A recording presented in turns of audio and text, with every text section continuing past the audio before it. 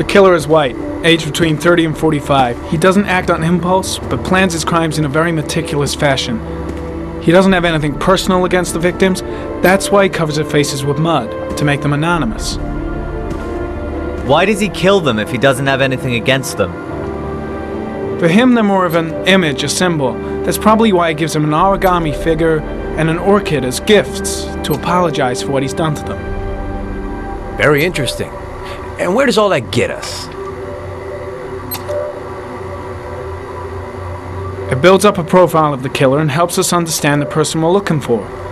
It might have been useful if it was done earlier in this investigation. Continue, Jaden. Then I studied the geographical distribution of the murders. Generally, a killer commits his first murder near to where he lives, so he has a safe place to flee to if any complications arise. The more confident he becomes, the further he roams from his base. By analyzing the locations where the victims disappeared, I was able to isolate a zone where the killer might live. And what size is this, zone? For the moment, about 10 square miles. Oh, great. There must be 10,000 people live in that sort of area. You gonna question them one by one? The more clues we get, the more we can reduce the zone. We can then cross-check it with our list of suspects and identify the killer. One detail attracted my attention. The interval between the time when a victim disappears and the time when the body is found ranges from 3 to 5 days. But the rainfall is always at 6 inches, give or take 10%. What on earth does that mean? All the victims were drowned in rainwater. The killer kills only in the fall when there is plenty of rain. It could be that he puts them in some sort of well or tank that is open to the skies and that fills up with rainwater. The more it rains, the less time the victim has to live. So what's next? There are 2 suspects whose psychological profile might fit and can be connected to the comfort zone. I'd like to question them. God damn it. We're wasting our time with this bullshit. The killer's out there somewhere, and we gotta get off our asses and find him. The killer is no ordinary murderer. He is intelligent, organized, and methodical. You won't find him by patrolling the streets. Tell me, Agent Jaden, did you get your vast experience on the job, or did you just fucking read about it in some school book? I came here to find a killer. And that is exactly what I'm gonna do. With or without your help. Fucking asshole! That's enough! You said it took 6 inches of rainfall before the victim died. How much time do we have left? If the weather forecasts are right, less than 72 hours.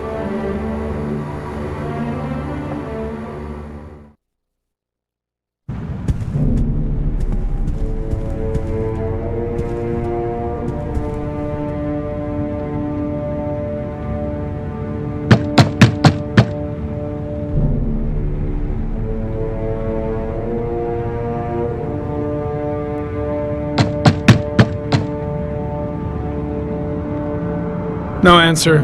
We waste our time coming here. Maybe we should have a little look inside anyway. There's nobody home.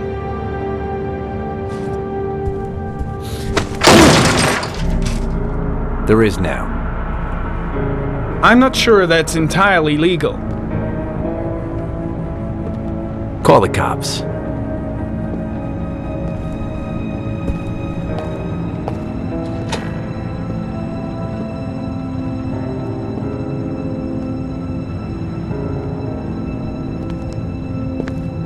Looks like Nathaniel Williams is a pretty religious guy.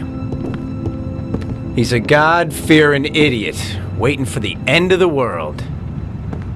We questioned him a few months back because he was causing a disturbance in the park. He was ranting and raving. Said he heard voices.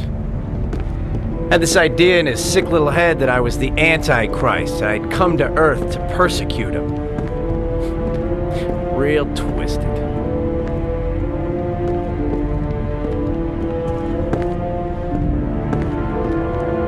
Candles are still lit. He should be back soon.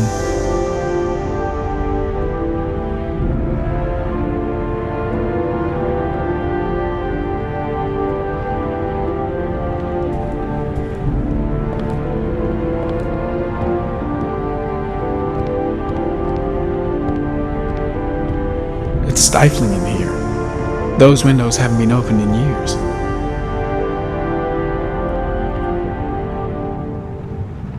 All the signs of a mystical obsessive neurosis compounded by a persecution complex.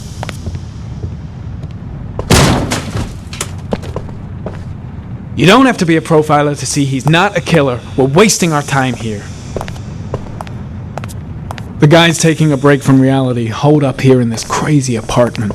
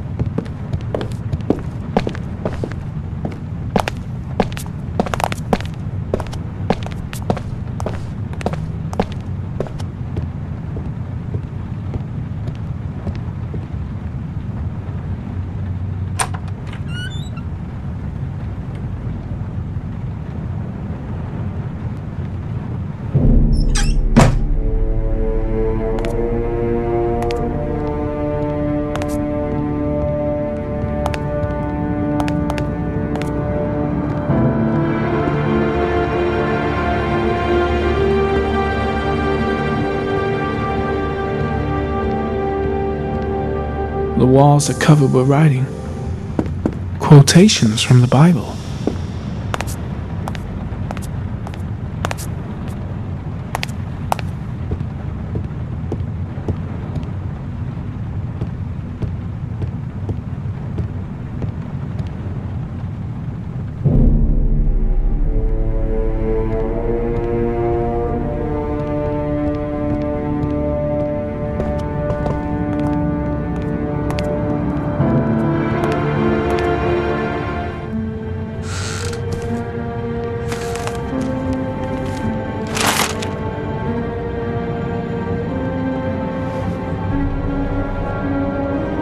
Good timing, Nathaniel.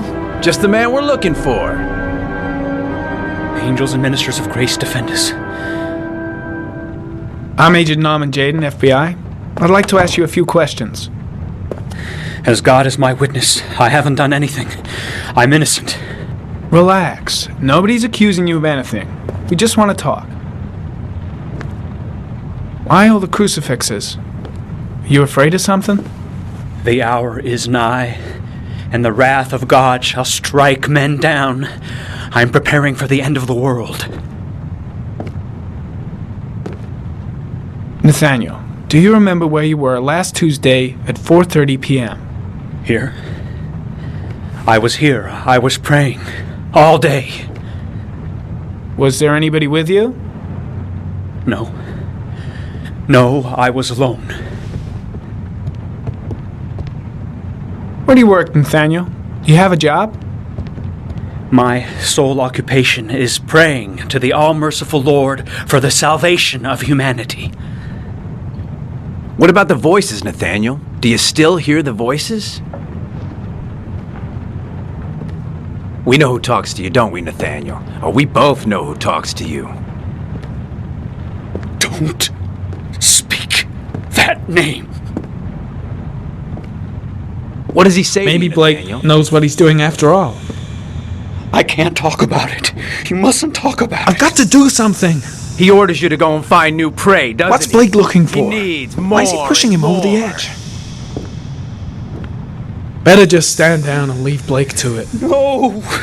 You mustn't mention him. You'll bring him here. Shit! Blake is totally out of his mind. I can't just stand around and do nothing. The voices tormented you all night long. You wanted them to I guess stop. Blake's trying to Didn't break you, him, but what good is a confession if he does? Stop! Stop! That's enough! What's he doing? So you Why is he provoking him like that? that? You Blake, took that what boy are you with you doing? and you drowned him. Isn't that right?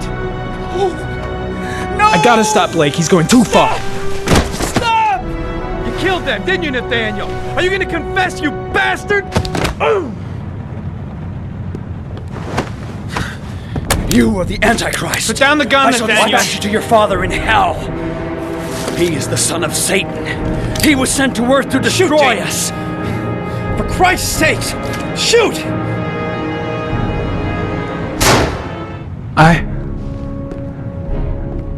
I shot him. Yep. Looks like you did. Can't say I'll miss him. Come on, let's go.